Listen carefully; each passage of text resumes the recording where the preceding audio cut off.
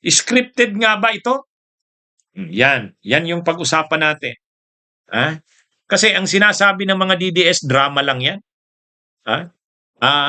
Ano ba naman? Pinsan yan si Romualdez ng Pangulo ng Pilipinas. Ha? Bakit naman si seryosong kakasuhan yan? Ano-ano lang yan, drama.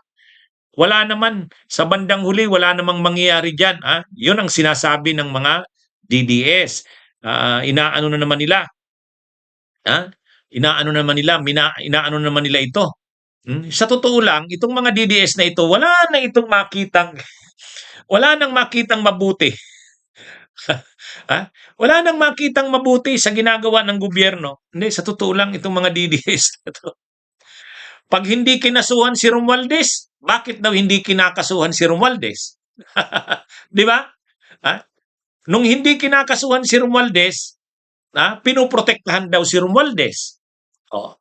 Kumbaga, yan yung akusasyon kay Ombudsman Buying. Hindi nyo, ba't hindi nyo kinakasuhan si Martin Romualdez? Sabi ng mga DDS. Ngayon naman na kinasuhan mga kabunyog, ngayon naman na kinasuhan na si Romualdez, ang issue na naman ng mga DDS, ang issue na naman nila, gawa-gawa lang yan, hindi totoo. Ano ba talaga? Pasasaan na tayo niyan. Alam niyo itong mga DDS, sala sa lamig, sala sa init. Hindi mo maintindihan itong mga itong mga DDS na to. Katulad din ng impeachment ni Sara Duterte. Noong minadali natin yung impeachment para makarating na kaagad sa Senado matapos na yan, wag nang patagalin yan. Kasi maraming problema ang bayan. Ang ginawa ng Kongreso, ginamit yung fast track mode. Ibig sabihin, pag mayroon ng more than 1/3 ng kongresista ang suportado ang impeachment, kaagad-agad dinadala na sa Senado. Ginawa naman yan doon sa impeachment kay Corona. Ginawa yan sa impeachment kay ERAP. Yung fast track mode na tinatawag.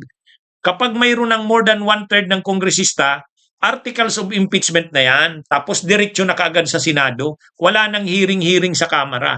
Ginawa yan kay Sara Duterte last year. Ay nagreklamo ang mga DDS. Sabi ng kampo ng mga Duterte, hindi binigyan ng due process si Sara Duterte. Dapat kahit sa Kamara lang yan, mayroon ding due process. Dapat magkaroon din ng hearing. Bigyan daw ng pagkakataon ang respondent o si Sara na magdepensa ng sarili niya. Okay, kinatigan naman ngayon ng Senado ay ng Korte Suprema. Sabi ng Korte Suprema na deny ang due process ni BP Sara. Okay, so yan na ngayon yung ginagawa. Yan na ngayon yung ginagawa nila Congresswoman Beatrix Lustro. Mayroon ng hearing. Ang issue na naman ng mga DDS ngayon. Ang issue na naman. Hindi dapat mag-trial ang Kamara. O sabi na ni Congresswoman Beatrix Lustro, hindi naman kami magta-trial. Wala naman ditong probing questions, clarificatory lang. Hindi daw pwede, mali daw yung ganyan. Ano ba talaga? Tapos ang sabi na naman ni Amy Marcos at saka ni Salvador Panelo, dapat daw, total sigurado na naman ang House na talagang makakalusot ang impeachment na yan, dalhin na kaagad sa Senado yan para mabilis na. Ano ba to? Hindi mo maintindihan? Ngayon naman mga kabunyog, mga kababayan, ganito na naman. Nung hindi kinakasuhan si Romualdez, ang sabi ng mga DDS, hindi, pinuprotektahan nyo si Martin Romualdez. Pinuprotektahan nyo. Ang inaakusahan ng ganyan, ang ombudsman, ang administrasyong Marcos. Ngayon na kinasuhan na ni Ombudsman Buying, ay, drama lang yan. Drama lang yan, scripted lang yan. Ano ba talaga? Ano ba talaga? Hindi, sa totoo lang, mahirap mong sabihin na scripted lang yan. Mahirap mong sabihin na scripted lang yan kasi ang mga ginamit na mga ebidensya at testigo laban kay Romualdez ay yung mga sa DDS na ebidensya eh. 'Di ba? Halimbawa, yung sinumpaang salaysay ni Gutesa, ginamit yan dyan. Yung sinumpaang salaysay ng mga ex-Marines, ginamit yan. Yung video ni Saldico, ginamit yan. So ano pa ngayon ang masasabi ng mga DDS? Magsabi sila ngayon na gawa-gawa lang yan o scripted lang yan kung hindi ginamit yung testimonya ni Gutesa. Kung hindi ginamit yung sinumpaang salaysay ng ex-Marines. Yan ang pwede nilang sabihin. Sasabihin nila, Wala yan. Kung totoo yung kaso na yan kay Romualdez, dapat ang gamitin dyan yung testimonya ni Gutesa. Dapat gamitin yung sa ex-Marines. Dapat gamitin yung kay Saldico na video. Ay, yun ang ginawa ngayon eh. Actually, yun nga ang ginamit dyan ng mga ebidensya laban kay Romualdez eh. So ano pang masasabi ng mga DDS ngayon? Pinagbigyan na sila. Pinagbigyan na sila. Kinasuhan na si Martin Romualdez. Ginamit yung sinumpaang salaysay ni Gutesa. Ginamit yung sinumpaang salaysay nung dalawa, si Esquivel at si Nabidad, doon sa mga ex-Marines. Yung video ni Saldico, ginamit din. Ano pa ngayon ang masasabi nila? Sasabihin na naman nila, scripted. Sasabihin na naman nila, scripted. Kung scripted yan, kung gawa-gawa lang yan, hindi gagamitin ni Ombudsman Buying yun. Di ba? Hindi niya gagamitin yon. Ay, kasi ano yon? Si Gutesa, wala yan. Yung ex-Marines, wala yan. Yung kay Saldico, wala yan. Hindi. Sa isinampang reklamo kay Martin Romualdez, ginamit yung testimonya ni Gutesa, ginamit yung testimonya nung dalawa sa 18 ex-Marines, yung si Nabidad at si Esquivel. Yung video na in-upload ni Saldico, ginamit yun. Tiningnan ko yung tinangin ko yung complaint kay Romualdez. So ano ngayon ang sasabihin ng mga DD? Sasabihin na naman nila, scripted? Pasasaan na tayo niyan. Pasasaan na tayo niyan. Ang dapat ngayon na gawin ng mga DDS, tulungan na nila ang ombudsman. Kung gusto talaga nila na madiin si Romualdez, palabasin na nila si Gutesa. Mag-cooperate na sila sa ombudsman. Huwag na nilang i-criticize na sasabihin na naman nila, scripted yan, drama lang yan. Ano ba talaga? Actually nga, mainit nga, galit nga si Romualdez kay Ombudsman Buying eh.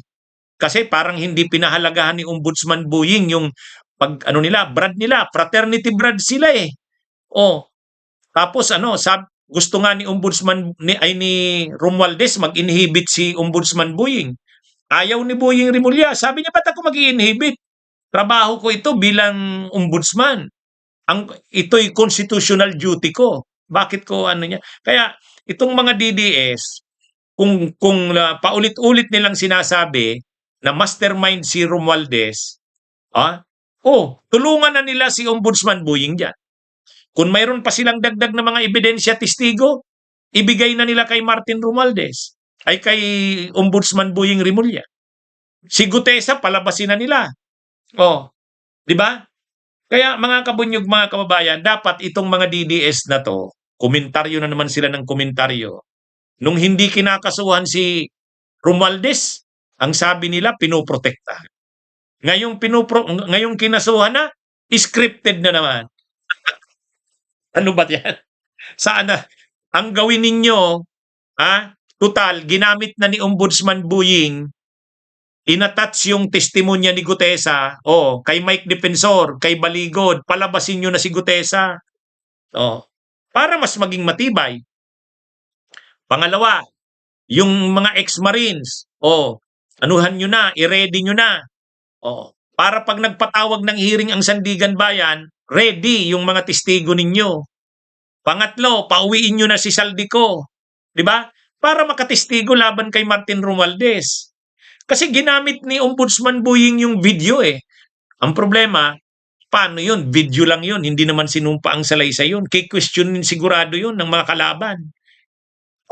Kaya dapat, sila yung mga DDS na gustong madiin si Romualdez, tulungan nyo na si Ombudsman Buying. Ang ginagawa nila, kinukomentaryuhan na naman si Ombudsman Buying eh. Ano daw? Drama lang yan, scripted lang yan. Nag-aaway na nga si Romualdez at saka si Buying ngayon. Nagkakasamaan na ng loob eh. Kasi ang feeling ni Romualdez, hindi man lang pinahalagahan ni Buying Rimulya yung pagiging mag-fraternity brad nila. Di ba?